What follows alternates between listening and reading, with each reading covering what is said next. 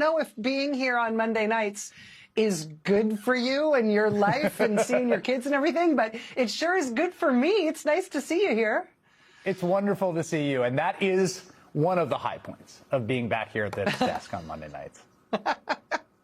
Well put. I miss you, my friend. I'm very glad to have you back, and I thoroughly enjoyed that interview about that involved the use of the word horniness in your hour. Yes, very surprised by again, that. I think a first. I'm pretty sure a first. We'll check the records, but I think a first. Me just quoting that from 5 minutes ago in your show is going to have me blushing for a solid hour until Lawrence starts. Pablo, my God. Yeah, incredible. Well done. Live TV, everybody. That's how it happens. Live TV. Thank you, Chris. Thanks, my friend. Appreciate it. Have a great night. And thanks to you at home for joining us this hour. Really, really happy to have you here tonight. Do you want to see a beautiful thing? Look at this. Whether or not you're like an infrastructure geek, isn't this a nice looking bridge? I think this is just gorgeous. I grew up in the East Bay in Northern California. When I was a little kid, every time we'd drive over the Bay Bridge from the East Bay to San Francisco, I would drive myself nuts trying to figure out how on earth they could ever build a big, long bridge like that. I think I have a memory of convincing myself as a little kid that they must have built the Bay Bridge, the suspension part of it, they must have built it straight up in the air as if it was a big flat tower. And then when it was tall enough, they flopped it down onto the other side of the bay. That's how I believed these things must be built, which is not at all how you build a bridge. This, in fact, is how you build a bridge. This is a time-lapse video that shows how this one in particular was built out from each side of the span, both sides building toward the middle. And then when they get to the middle, look, it just knits together and presto, it's a bridge. Just beautiful stuff. Really impressive. This bridge cost nearly $5 billion to build. They built it to stand for more than a century. And this bridge has taken years, but it is ready to go. After years of construction and all the design and effort that went into this beautiful bridge is good to go. It is ready for cars and trucks. It's even got a lane for bikes or people walking. Let's go. It is ready. But of course, there's a reason I'm not showing you pictures of cars and trucks and bikes and walkers on that bridge, because let's not go after all. Even though this thing is ready to be used, even though it is done, even though the ribbon cutting and the opening ceremony were set for this past Friday, which could have meant that people could be walking and driving and cycling across that bridge right now as I speak. Nevertheless, it is still closed. It is totally done and ready, but it is still closed because guess why? Or should I say, guess who? Headline: Donald Trump can't open the Strait of Hormuz, so instead he's blocking the Strait of Detroit. It's a headline from the Globe and Mail, the Canadian newspaper.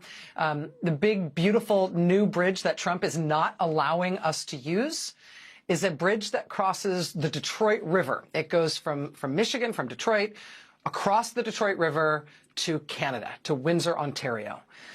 Canada fully financed and paid for this bridge. It is ready to be opened. It will be the biggest U.S. border crossing in Canada. It will be one of the most important routes for trade in the entire world, the single most important one with one of our two most important trading partners, Canada. But Trump won't let anybody use it, even though it's ready to be driven on. See, this is why we can't have nice things. When you have a corrupt government, you don't just have the embarrassment and the sort of depravity of the president giving out pardons after people write him checks to get those pardons. You don't just have the president's sons and his son-in-laws, their companies collecting hundreds of millions of dollars, even billions of dollars from foreign governments that then get favorable treatment from the president and his administration. You don't just get a trust for the president buying stock in a private company and then the president hosting an event for that private company at the White House and doing everything he can as president to boost the value of that company in which he holds stock. While the White House insists that categorically, just because he's president, he can't have a conflict of interest. It's like dividing by zero. Doesn't make sense. Sure. I mean, with a profoundly and really shamelessly corrupt president, you do get all of those things I just described, but you also get very practical consequences. You get a perfectly good, totally useful bridge that you're not allowed to use. It was supposed to open Friday. It is not open because Trump says he doesn't want it open. When this bridge does open someday, if Trump ever lets it open, you should know that there is a competing bridge a little way down the river, a privately owned, very old, very congested toll bridge that will likely lose some of its traffic because of competition. It will lose some of its traffic to this pretty brand new bridge that has just been built. The family that operates the competing old bridge earlier this year made a $1 million donation to Donald Trump's super PAC. In short order, a member of that family then got an in-person meeting with Trump Commerce Secretary Howard Lutnick. The White House and the PAC say that was just a coincidence, no connection at all. But after the $1 million donation, he gets this meeting. And then the same day of the meeting, Howard Lutnick calls President Donald Trump. And that night, Trump suddenly discovers new, supposedly trade-related reasons why he is now against this bridge, even though previously he had been for it. The one family in the world that will financially not benefit from this bridge being open pays Donald Trump's super PAC $1 million, and wouldn't you know it, Donald Trump suddenly decides that he has reasons for taking their side and opposing the opening of the bridge, which again, he used to support. That all happened in February. Now it's June. The bridge really was supposed to open. It was going to open. The invitations had gone out for Friday's ribbon cutting and Friday's opening ceremony. They had already put together and put out to the public the video instructions telling you how to put the toll ticket for the new bridge on your windshield. Or if you drive a commercial truck, you can put it on the license plate frame of your truck. Or if you drive a motorcycle, you can put the toll sticker thing on the headlight of your motorcycle. I had no idea. They've put out all these instructions. They are ready to cut the ribbon. They are ready to go. The bridge is ready for traffic, but nope. Donald Trump says no. Headline in Ontario Construction News. Gordie Howe International Bridge opening delayed again. No date in sight. The Trump administration is insisting that this bridge should not be allowed to open because, heaven forbid, a MAGA donor be inconvenienced. One billionaire family that donates to Donald Trump, heaven forbid they be inconvenienced. Because that, to a corrupt administration, that is way worse than literally tens of thousands of people a day being deprived of the use of this fully built, fully paid for, ready to open, state-of-the-art, brand new, beautiful bridge. This is why we can't have nice things. Corruption. Corruption is why we can't have nice things. Speaking of toll crossings, looks like there's now going to be tolls for anybody who wants to cross the Strait of Hormuz. Now, technically, I guess it's illegal to call them tolls, but according to new reporting tonight in the New York Times, Iran apparently thinks that the outcome of this war they just won against the United States is going to include Iran having the ability for the first time to charge everyone fees to transit the Strait of Hormuz. You're not allowed to call it a toll, so they're calling it a fee, but it sort of amounts to the same thing. And this is something they didn't do before, but now they're going to start. Why are they going to start doing this? They're going to start doing this because they just won a war with the United States of America. Donald Trump started a war with Iran, and he then lost the war. The war was supposedly for regime change, right? The regime in Iran is now the same theocratic regime they had before, just with a younger, more radical mullah in charge now.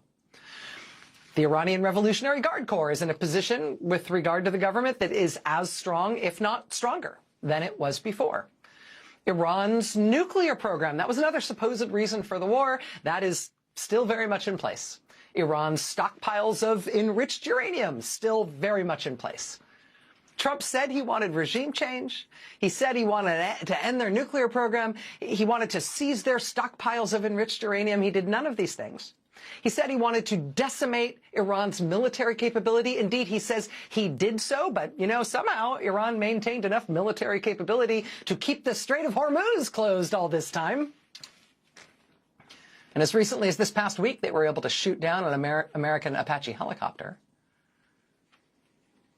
We're apparently not allowed to see the supposed deal that Trump just signed with Iran. We'll get some expert help with that in just a moment. But bottom line, it does just seem to be Donald Trump surrendering on behalf of the American government, agreeing to cease all of our military operations there, potentially agreeing to pay Iran in the form of lifting previous sanctions or unfreezing previously frozen Iranian assets.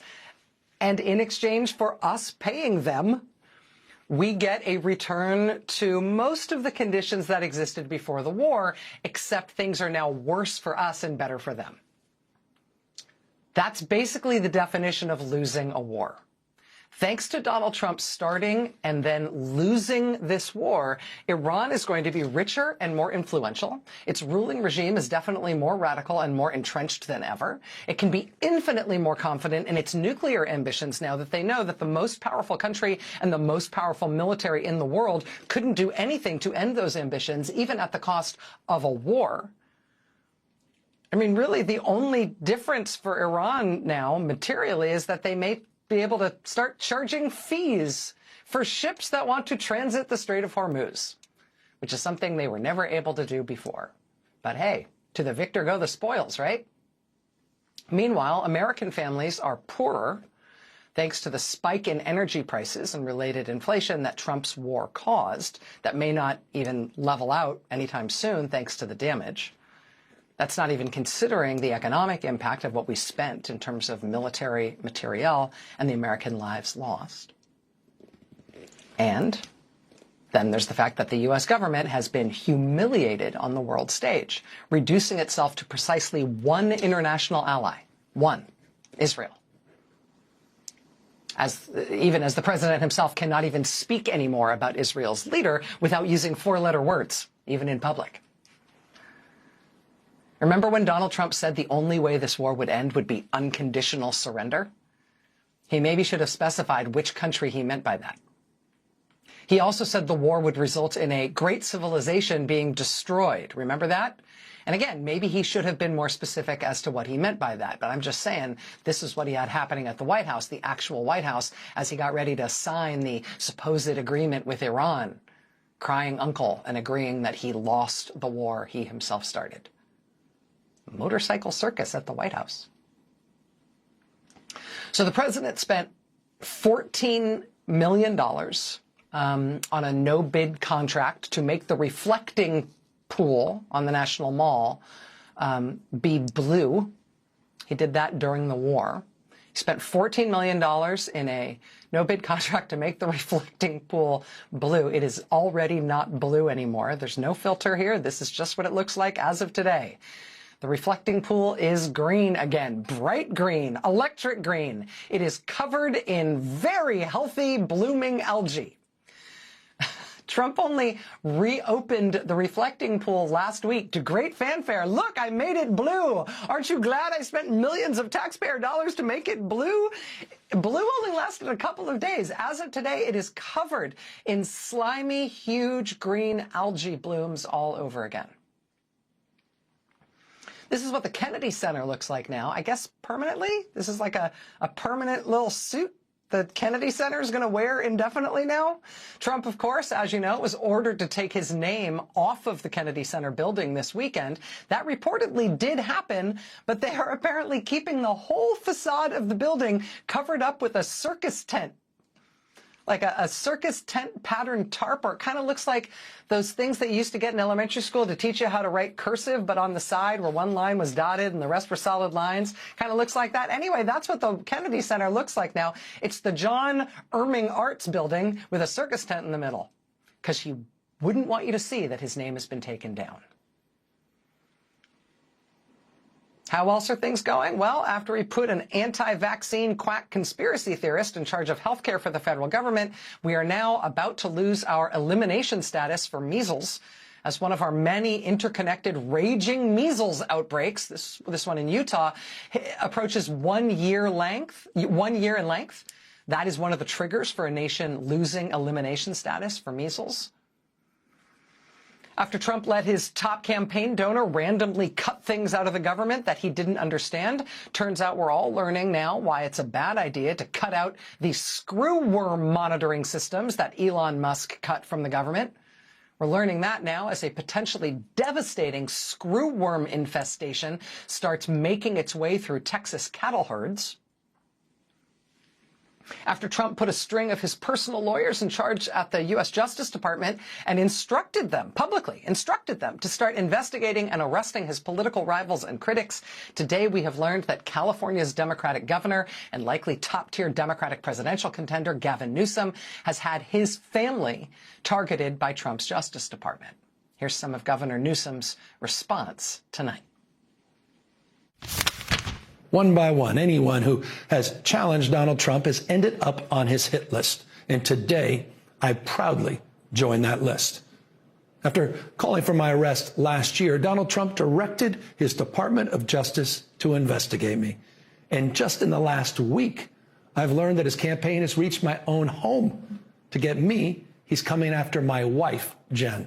To Donald Trump, who I know is watching because he watches everything, I have a message for you. You can subpoena my records. You can investigate me. You can harass me. Put my name on every and any enemy's list you have, but leave my wife and family out of your personal vendetta. To Donald Trump, this country does not belong to you. It does not belong to your cronies. And we're going to fight your lawlessness. And we're going to continue to remind the people of this country of your corruption. That same corruption our founders warned us against as we move to celebrate our 250th anniversary. I'm going to keep reminding Americans of what they warned would happen if a man with no character ever held the office of presidency. So let me say it again. Mr. President, come after me. I'm not going anywhere. And the country is watching. I'm going to keep reminding Americans of what they warned would happen if a man with no character ever held the office of the president. Governor Gavin Newsom speaking tonight as he announces that the Trump administration has started some sort of criminal investigation into his family. Just in case you needed a window into who the Trump administration is worried about as a potential Democratic presidential candidate for 2028, I would say that reported criminal investigation is probably as good an indication as any. You might remember the last time Trump was president during the conduct of a presidential election. You might remember Republicans working on his behalf drew up fake certifications claiming that Trump had won a bunch of states that he actually had lost. Remember the fake electors? Joe Biden had won these states. Republicans said those states had actually elected Trump. They had picked Trump electors to send to the Electoral College, and then they tried to pass off those fake electors as if they were real. Well, if you want a real window, a really nice split-screen window into what to expect from the next elections in our country, consider this split screen that's going to happen tomorrow. Tomorrow in Madison, Wisconsin, 3 pro-Trump lawyers who helped hatch the fake electors scheme in that state are going to be arraigned on 11 counts of forgery in state court in Wisconsin, in Madison. While, simultaneously, also tomorrow, one of the people who was a fake elector from the great state of Georgia will tomorrow be on the ballot to try to become the Republican Party's nominee for Georgia governor. His name is Burt Jones. He actually was one of the fake electors in that forgery scheme that even tomorrow is resulting in a criminal forgery arraignment in a courtroom in Wisconsin. But in Georgia, he has the endorsement of Donald Trump and Republican Governor Brian Kemp to become the next Republican candidate for governor in Georgia. And what do you think the consequences of that will be if he's the nominee, or if indeed he wins the election against Keisha Lance Bottoms in November? You think they'd ever try the fake elector thing again in Georgia? Think they're more likely or less likely to try it again if one of the actual fake electors from 2020 is the sitting governor of Georgia? But the pushback against the worst of what Trump is trying to do keeps coming from more and more unexpected places. In Utah, in Salt Lake City, Utah, the city and county there have now just sued to stop Trump from trying to build one of those huge Trump prison camps at a Salt Lake City warehouse site. San Diego, California. This is a protest this weekend outside the Otay Mesa immigrant prison in San Diego. This comes after the county of San Diego sued and a federal judge ordered the Trump administration to allow local officials and local health inspectors into that facility where they are holding immigrants. Another federal judge has ordered the Trump administration to reinstate all the history exhibits and history placards and signs that Trump had ordered be taken down from national park sites all across the country. The judge ordered specifically that those materials needed to be reinstated and put back up by July 3rd, 2026, in time for the 250th birthday of our country the following day. We are living in a time of profound corruption in our national government. And so it's a time, I mean, just ask the communities on either side of the Gordie Howe International Bridge, which is closed for no reason at all. I mean, we are in a time because of that corruption when we really cannot have nice things that we really ought to have. That said, the American people do appear to be acutely aware of how corrupt these times are and how worthy an endeavor it is to try to stop as much of this nonsense as possible. And that includes a new concerted, high-level effort to try to anticipate and fight and thereby try to stop what Trump may be trying to do to mess with the elections later this year. We've got a really interesting report on that coming up in just a few minutes. We've got more on the American government essentially admitting defeat in the Iran war that Trump started. And we've got news on something that you ought to be watching out for in the news coming up on Friday of this week, right at the end of this week. We've got a lot to get to tonight. Stay with us. Really happy to have you here. So imagine this scenario. Election day is approaching. The White House is fear-mongering about supposed election fraud, right? This is not hard to imagine. White House is fear-mongering about election fraud. But then they decide they're going to encourage vigilantes to take action to stop this supposed fraud. So Trump supporters decide that they're going to do citizen patrols of polling places because the Trump White House has been messaging that they should do that. And Trump supporters start showing up to do these patrols with guns. So now we're getting reports of armed vigilantes at polling places and obviously protests against them and probably confrontations with them. In response to those reports, Trump announces that he must keep the peace. He must send armed federal agents to polling places to protect the election. That's one scenario. What would we do in that scenario? Here's another scenario. Some foreign country, say Iran or Russia or China, whoever, some foreign country decides to unleash a wave of AI-generated deep-fake videos of candidates and other people in American politics. And these are fake videos, but they're good. They're good quality, and people don't always recognize that they are fake. These fakes are designed to hurt Democratic candidates and Trump critics. They're designed to confuse voters and muddy the waters in terms of what's going on in the election. When news organizations start reporting on the deepfakes, the Trump administration goes ballistic and starts threatening all news organizations that report on the deepfakes. They start telling news organizations that they have to censor any coverage of this foreign influence operation as a matter of national security. That's the second scenario. What would we do then? Here's a third scenario. Voting's over. But before the states can certify the results of the vote, Trump's Justice Department sends FBI agents out to go seize the ballots, supposedly to investigate irregularities in election administration. They seize the ballots before the results are final. That's the third scenario. What would we do then?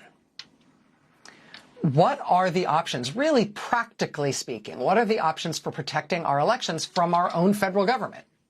That was the question at the center of a wargaming session that was held just a few days ago by 10 Democratic U.S. senators, including the Democratic leader Chuck Schumer, plus several election experts. Those three scenarios I just described, they gamed those out, those three very specific and not at all unimaginable scenarios.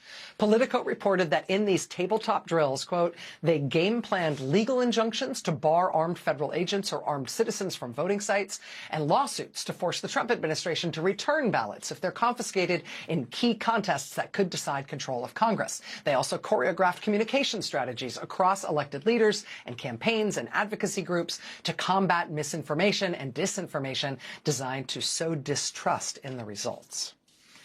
Senator Schumer told Politico that another one of these exercises is planned for next month.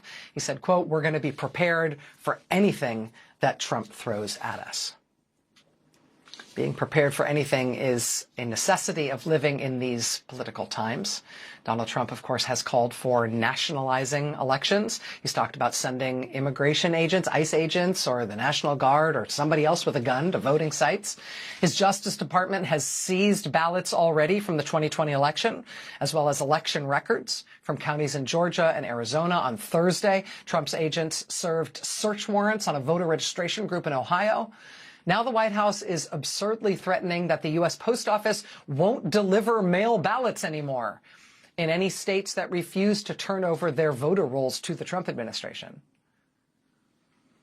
I mean, it's one thing to think about foreign governments trying to interfere in our elections, right? Or sort of bad actors or criminals.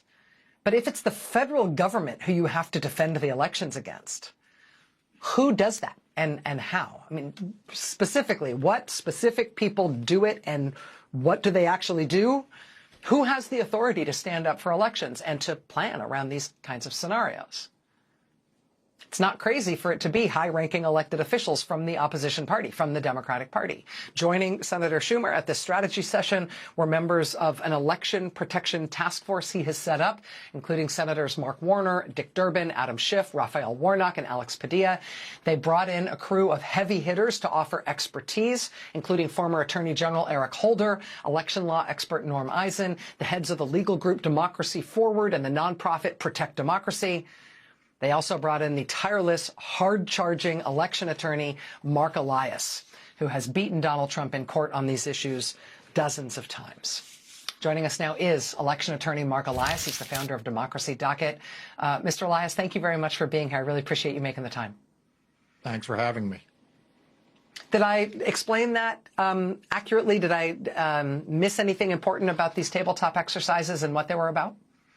No, I think you got it exactly right. I mean, these are important to do because, you know, Donald Trump is posing a threat that we have not seen before. As you say, it is one thing to be prepared for what happens if right-wing vigilantes do things. For example, you mentioned, guns or armed people around polls. We actually dealt with that in 2020. My law firm and I, we sued people in Arizona who were staking out drop boxes in Maricopa County. But it is quite another thing, Rachel, when the person with the gun or the people trying to seize the ballots or the people trying to spread disinformation is actually the federal government led by the Department of Justice. And so these tabletop exercises and other things we do to prepare are really important.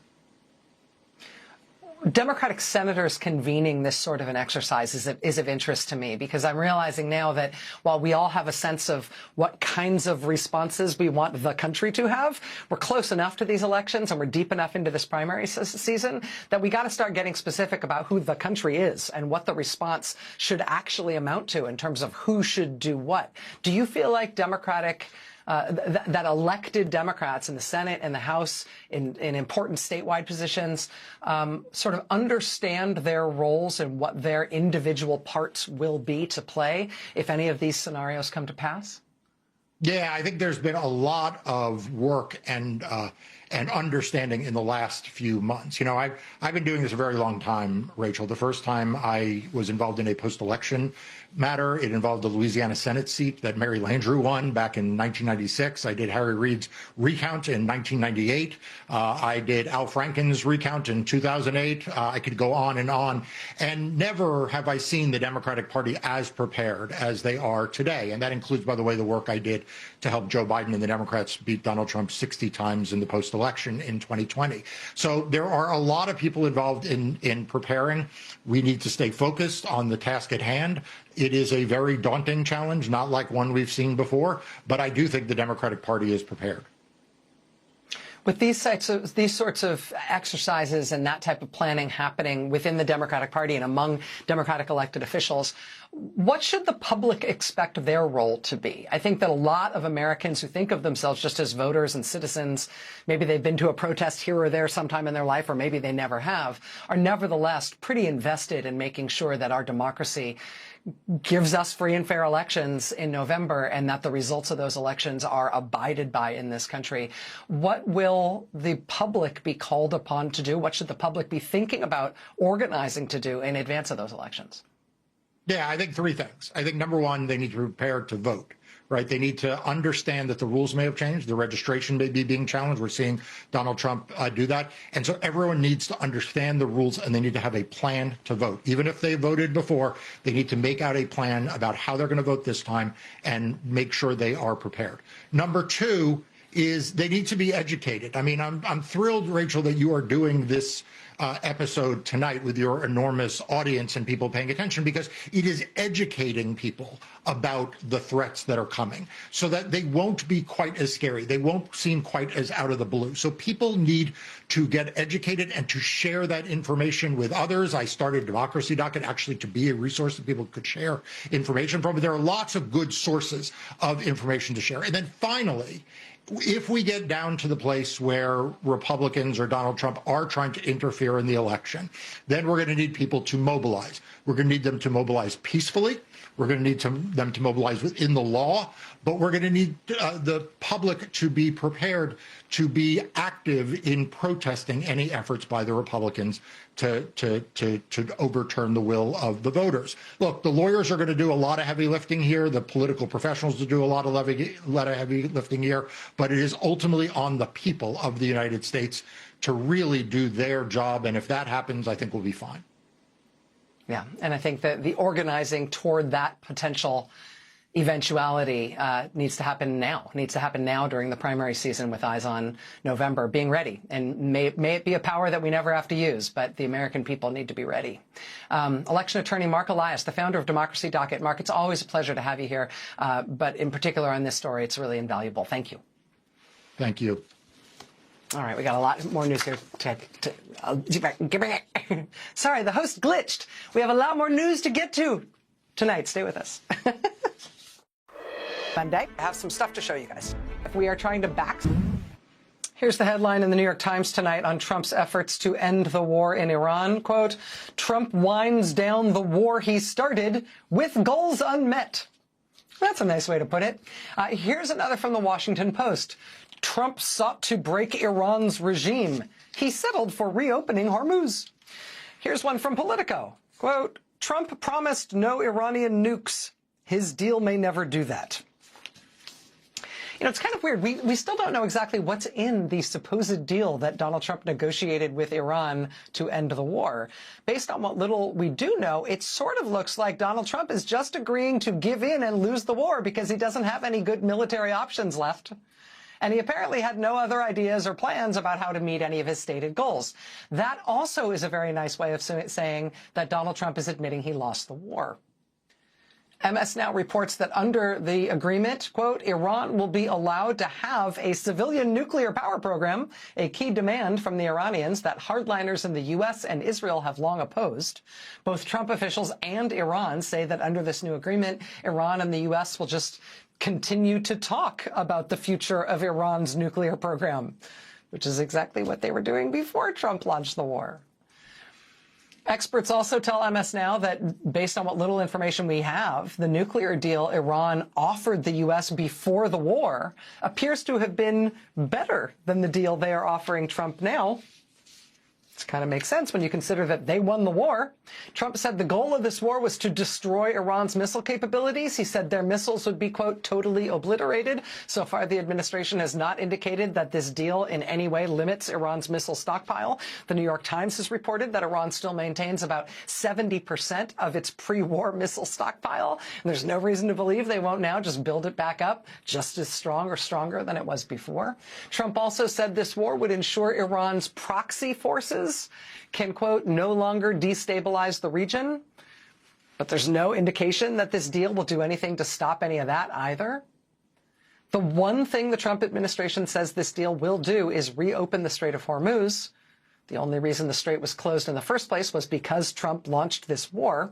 And today, Iran's foreign ministry is reportedly saying that the deal will allow Iran for the first time to charge fees to ships navigating the strait, fees they never charged before. As I said earlier in the show, to the victor go the spoils. Is this essentially just Trump admitting that he lost this war that he started?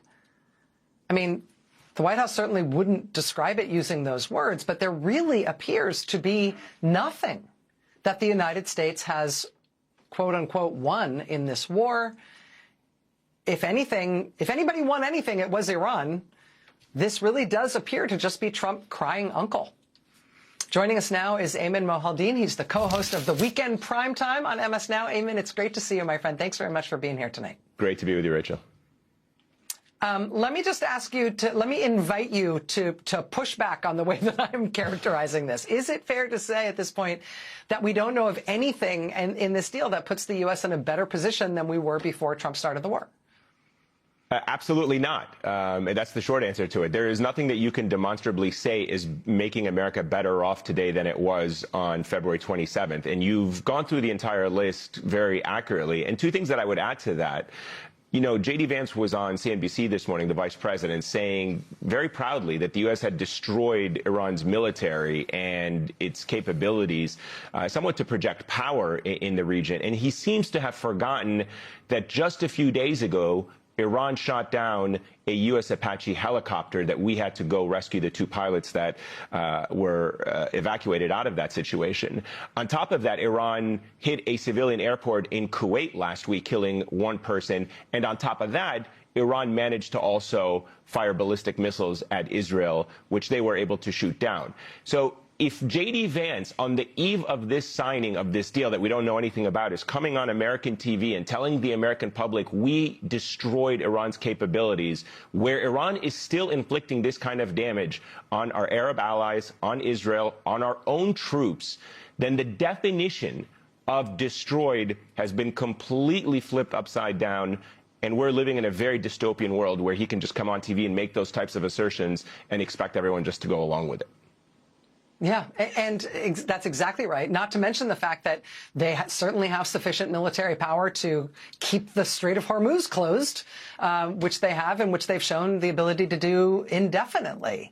And in that issue, I do want to ask you, and I recognize this may be something on which we don't get reporting on for a while, so I'm sort of just asking for your take on this. Right. I hope that's not unfair.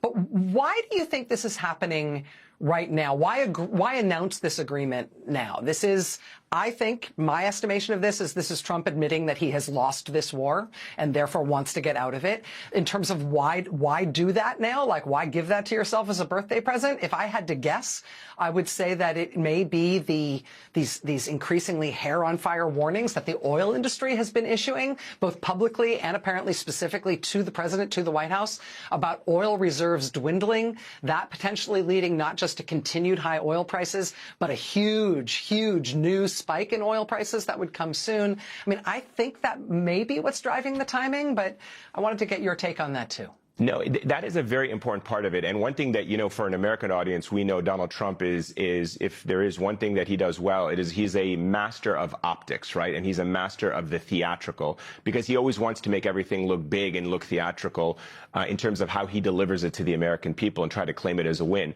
But one thing that I have actually learned from my sources in the region, which I think has probably trickled its way to the president, Rachel, through our intelligence agencies, is that the American intelligence gathering capabilities in Iran have probably learned what other Arab allies and intelligence services in the regions have learned, is that Iran has consolidated its power in the Revolutionary Guard Corps. There are very sophisticated intelligence gathering operations inside of Iran, and they are probably learning that the regime in Iran is now more hardened, less likely to compromise, more willing to go to war, and that the situation is not going to get any better given the new reality inside Iran. Does that mean that the president is making his determination based on that intelligence? It's hard to know, because we don't even know if the president reads these intelligence briefings. But from what I've heard from sources in the region is that their own assessments of where Iran is today is a regime that is more consolidated with the Revolutionary Guard, alienating more of the people that might be perceived as moderates within the regime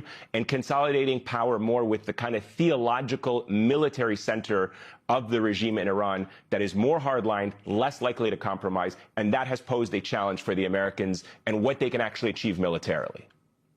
Yeah, and another important component of what it means to lose this war, about how the American public, the American government, the American infrastructure around supporting the oil industry, around our intelligence and military interests in the region, how all of those things are worse off now because of Iran essentially outmaneuvering Trump throughout this war. Ayman Mohaldin, co-host of the Weekend Primetime on MS Now. So good to have you here, my friend. Thank you so much for being here. Same. All right, we'll be right back.